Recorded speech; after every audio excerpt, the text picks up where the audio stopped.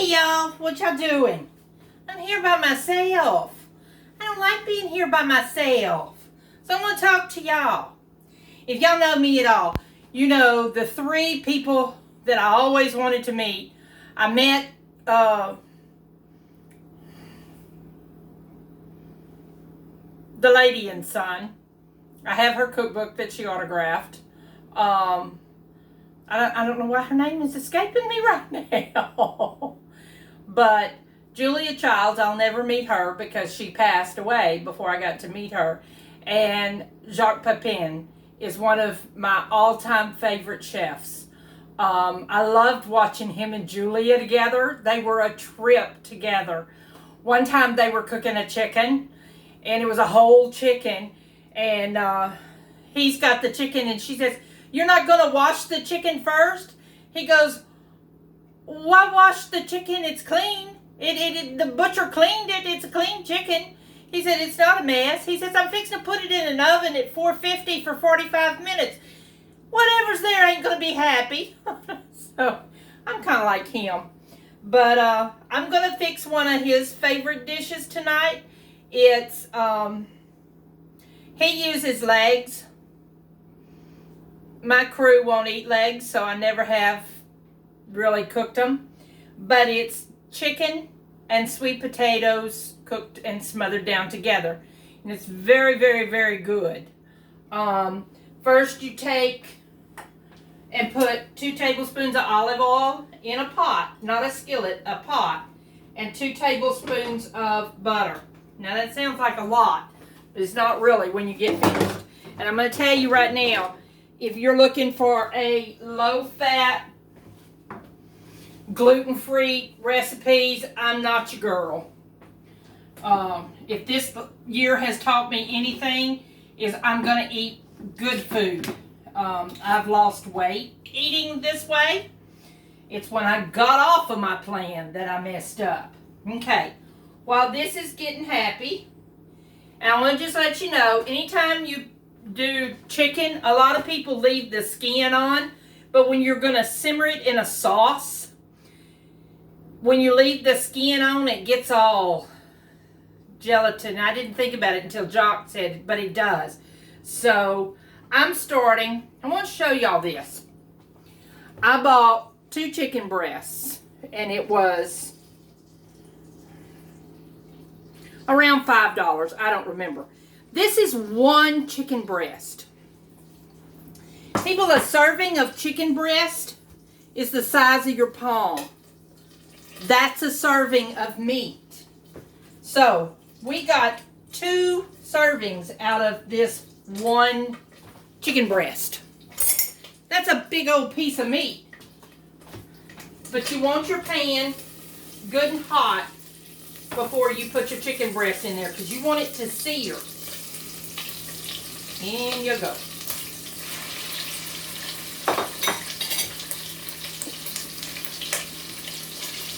A little salt. Just a little bit, because we're going to add some more later. And I like white pepper. What do y'all think? Do you like white pepper? I do. I like white pepper. And my pepper's nothing fancy. I buy it in bulk at the Whole Foods store. It's cheaper. And I just keep it in my little jars. So we're going to let that get happy. Meanwhile, I bought a package of Brussels sprouts fresh. If you've never had fresh Brussels sprouts, you're in for a treat. I love fresh Brussels sprouts. So we're going to put them in a pan. Put just a little bit of water. You don't want a whole lot of water because they're basically going to steam. We're going to put some salt. What do I do with my pepper?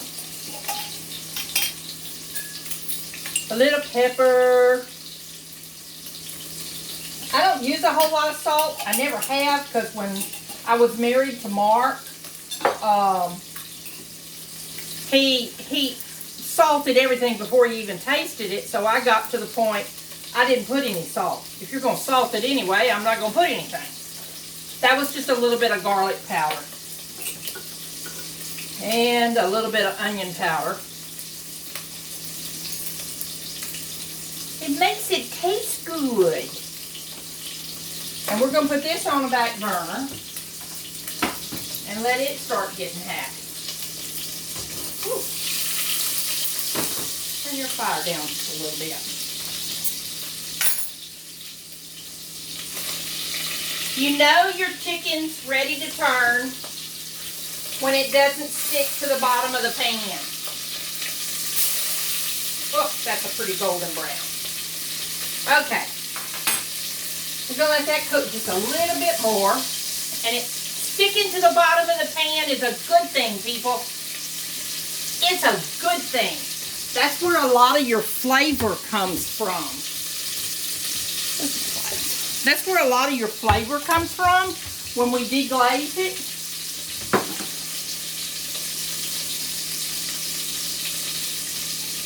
And we're going to deglaze it here in just a minute.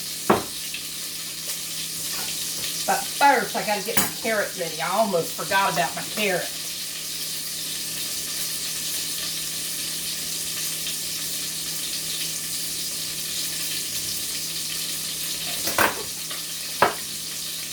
And chop it in pretty good sized pieces, because you want a piece of carrot. Okay, you can go in there with that. Sweet potato. Okay. You want about a half a cup to a cup of wine. That's a great sound. That means you got a good scald on that chicken, and it's going to be really, really good. I thought I had peeled my sweet potato. I hadn't. It's going to take me just a minute. Folks, these are what I call 30-minute dinners. People act like I cook an hour every evening when I get home. I don't. Most of my meals are cooked within 20, 25, 30 minutes. With as few things as I can get away with. Okay? And we're going to leave our sweet potato in pretty good sized hunks. I'm just going to cut it in, provided I don't cut my finger off, big rounds. Ooh, that smells good. I wish y'all could smell it. Okay. See? We cut them in rounds. Okay. Where's my spoon? All right. Ooh, that's a good stock down in the bottom of that pot. Oh my God, that smells so good. Okay. I have a half an onion that I chopped up, a clove of garlic that I smushed and chopped up, and about this much off the end of a piece of ginger. If you don't use fresh ginger, you're missing out. It's great for you. It's really good for you. But it adds just a little kick. So I've got it's about a teaspoon of chopped ginger. We're going to put all that in here. Oh. Is there anything better than the smell of onions and garlic? I had some mushrooms left over. It's about 3. We're going to put those in there. Let those. Woo, that looks good, yeah. And then I have the 1 carrot, and I had a lonely yellow squash. He was alone, so we're going to throw him in there too. We're going to put that in the pot. Get his pot. And then we're going to put our sweet potatoes in there on top. Provided I don't trip, fall, and kill myself. Sweet potatoes. Okay. Now, what did I do with my measuring spoons? There they are. Okay. We're going to put just a little more salt, because all those veggies need some salt. Salt.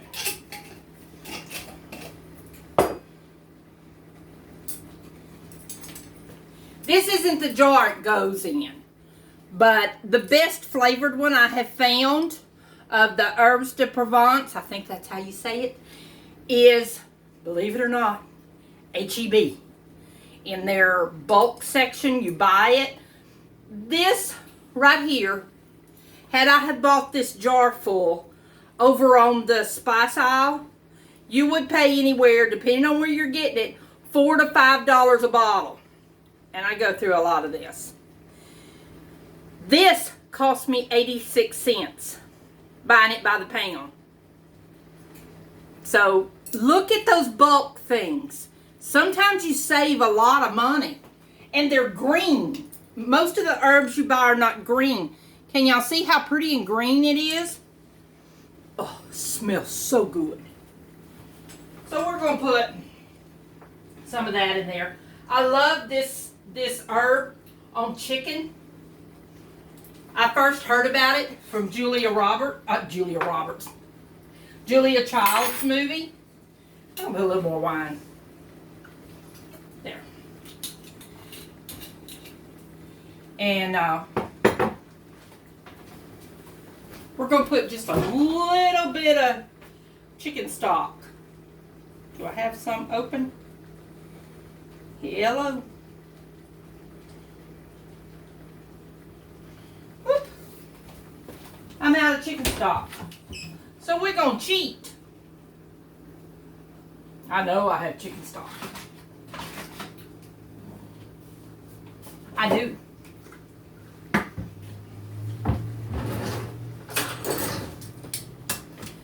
I usually have some on hand, but always keep a couple of cans of chicken stock in your cabinet. You never know when you're going to need them. And you don't have to use the whole can. When you open this, for what you need, then put the rest in a jar in the refrigerator. Alright, that looks good. Did we put everything in there? Salt, pepper, herbs. A little paprika. Here's another thing. Buy good paprika. Don't cheat, otherwise you're not going to know, you're not going to get its flavor. Oh, about a half a teaspoon. Turn my Brussels sprouts down. Lid. And a lid. The lid on my Brussels sprouts. We're going to turn this up to high until it gets going.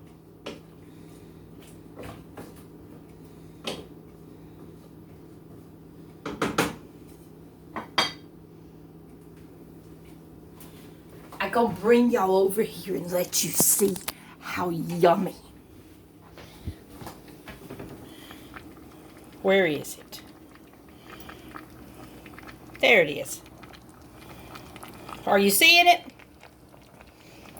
That looks like some yummy stuff, doesn't it? That'll take about 35 minutes to cook. To be honest, by the time that is done, my Brussels sprouts will be done. And I don't know what to tell y'all. The ones of you that ask, how do you get your kids to eat vegetables? I don't know. Mine ate vegetables from the time they were old enough to gnaw on a carrot. I think they cut their teeth on a carrot. But one thing I have noticed, if you're a picky eater, you're going to raise a picky eater. Let your children try stuff. They will try it. They will try it, you know. And I'm not talking about special needs children. Don't even go in the comments and talk about that. Those babies are a special case all on their own. That's not what I'm talking about. But good food. Eat good food. I am losing weight eating good food. I do eat rice. However, I didn't cook any tonight. This is going to be plenty. Between the carrots and the squash and the sweet potatoes, it'll be a nice starch. But have dinner. Sit down and have dinner with your family. Someday you're going to miss it. I didn't do it for a long time. My dining room table had Lord knows what on it. But here recently, I have discovered, sit down to dinner with your family, with your friends. Share a meal together. The dear Lord knew what he was talking about when he said, let's break bread together. Have a meal together. And I know COVID is just thrown a kink in everything. People, I'm well aware of that. There's nobody more well aware of that than I am. I miss my dinner parties. I miss giving dinner parties. Brussels sprouts made a noise. But have dinner with your family. Make it a thing. And I'm aware you can't... Oh, I have to turn it down a little bit. They're getting happy. I'm aware we can't sit down every night.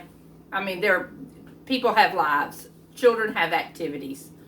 But I saw a family on Facebook the other day talk.